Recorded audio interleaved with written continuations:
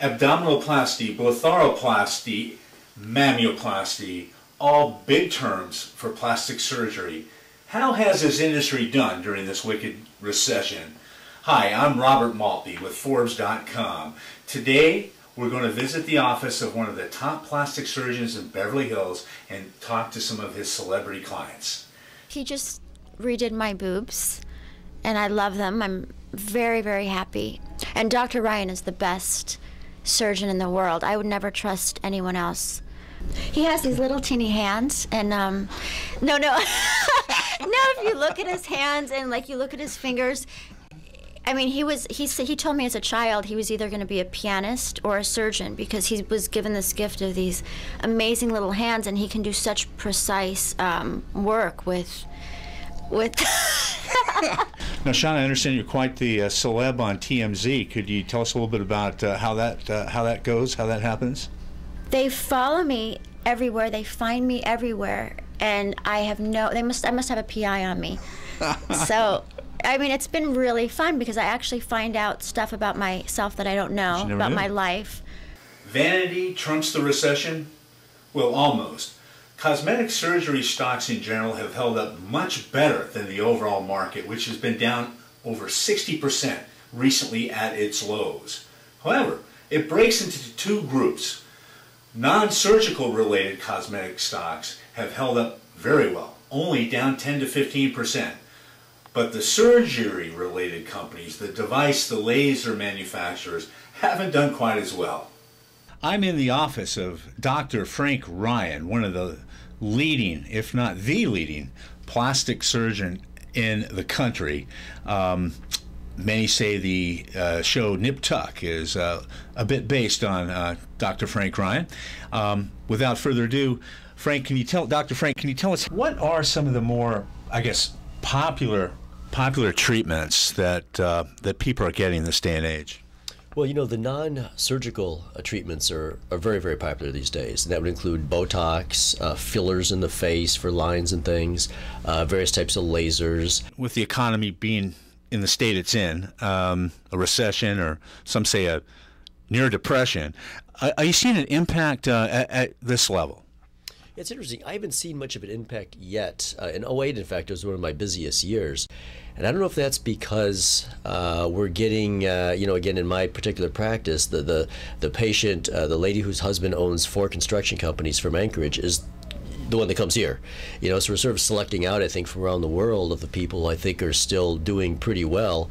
That being said, I think many doctors here in Beverly Hills who maybe don't have that catchment area, so to speak, of the whole world are being hit. And in fact, I've heard 60% as the common thread amongst how doctors are down these days in terms of business. Wow. Well, we're always looking for investment plays here in terms of what products, what treatments are popular and that you might see some upside or growth potential. Can you speak to those two questions? Yeah, one thing that was a recent breakthrough was a product called Latisse, L-A-T-I-S-S-E, which is from a company called Allergan, which most people know makes Botox and various other medical products. And Latisse boosts the lashes, makes them longer, thicker, which is a huge market. If you can make eyelashes longer and thicker, my God, it's massive, Any others that come to mind? Yeah, there's a company called Alma that makes various lasers and things like that, and that's the lasers that we happen to have. And again, there's a million laser manufacturers out there, and they're all saying their laser is the best out there, obviously. Now, a topic a lot of us guys are interested in is this topic of breast surgery. Just looking around Beverly Hills, I always kind of wonder how much more growth there is in that market. Growth, and I think the market will continue to get big. Let's put it that way. But it's 300,000 or 400,000 patients a year, I think, is the statistics for breast augmentation. You're involved with some charities and some initiatives there. Could you tell us a little bit about that? Yeah, for 15 years I've been taking gang tattoos off of kids, ex-gang members here in the office with the laser.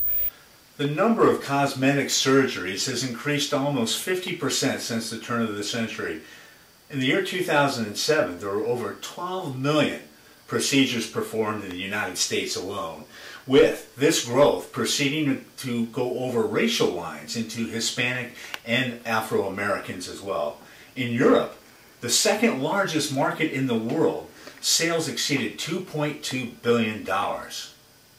Well, the big product right now that we've just recently launched is a product called Latisse, which is intended to treat a condition called hypotrichosis of eyelashes, which basically refers to thin eyelashes. And basically it has an active ingredient in it, which is called bimatoprost. Well, today approximately 10% of Botox cosmetic procedures in the United States are actually going toward men.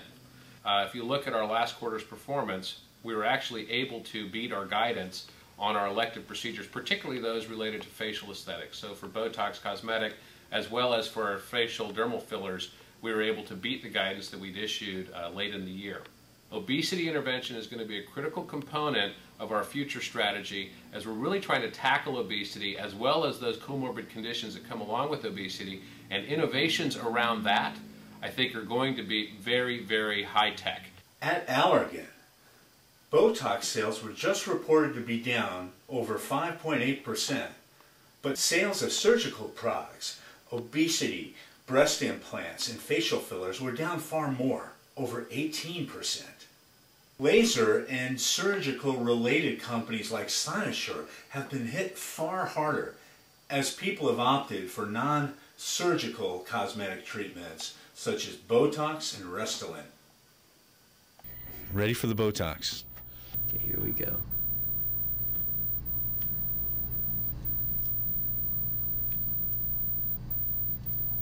You know, this is the main, what I would say, platform called the Harmony, which you can then put these several different attachments on. Sure. Now, with new technology, this Alma does the YAG well, it does the pixel well, and does the photofacial well. So it's kind of amazing. Kind of a one-stop shop. Yeah, yeah. Let's say, you know, an A-list celebrity that's getting a little bit older that wants to have, you know, some wrinkles or some more major facial work. What would that entail, price range-wise? Well, I mean, it just again depends on the doctor, but I mean, sometimes if we're doing a total facial thing, it'll run close to 6 figures. If you're doing a complete facial thing and maybe some liposuction or something like that. Right. You know, they don't just get a facelift and go, okay, see you, bye. Yeah. You know, they get the facelift, then they're back for this, they're back for Botox, they're back for, you know, injectables, they're back for skincare, they're back for maintenance stuff. Maintenance, yeah. The stock market and the real estate market and God knows the commodity markets have all pretty much been hit and imploded. And just wondering, Dr. Frank, how that has impacted maybe some of the conversations you've had with people. What is the mentality? Yeah, I think the conversation about the current economic state is it's nonstop with everyone. I think that's the conversation. It's not like how's the weather anymore or things like that. Even here in the middle of Beverly Hills. Maybe you can speak to this personally about how you feel about investing. And you know, we all know prices look pretty reasonable, but what's the psychology? I've heard more often than not, people are like, I'm not even looking at mine. I'm not looking at it. I'm just like, I don't even want to see it. I'm not pulling out. I'm just not looking at it. Of course, it's going to come back at some point. The ostrich. The ostrich theory, I think, is what I hear from. That's sort of what I've been doing for the most part, too. It's like, I'm just holding steady, see what happens. Driven by media influence, competition in the workplace, and the example set by women, the male market has been a dynamic growth opportunity for the cosmetic surgery companies. Call it the severance effect, but Botox and non-surgical procedure sales have actually picked up in the male market as recently laid-off bankers in competition for new jobs are looking to uplift and freshen their look. I have been persuaded to experiment further with what's called a photofacial. This is a treatment that's becoming more and more popular. Photofacial by Alma Lasers. Now what's going on now is the gel? The gel, yes, because every laser has a target. So the target of this laser is water, so that's why we apply ultrasound gel because of the aqueous base to the face. This is Robert Maltby with Forbes.com completing the photofacial at Dr. Ryan's in Beverly Hills, California.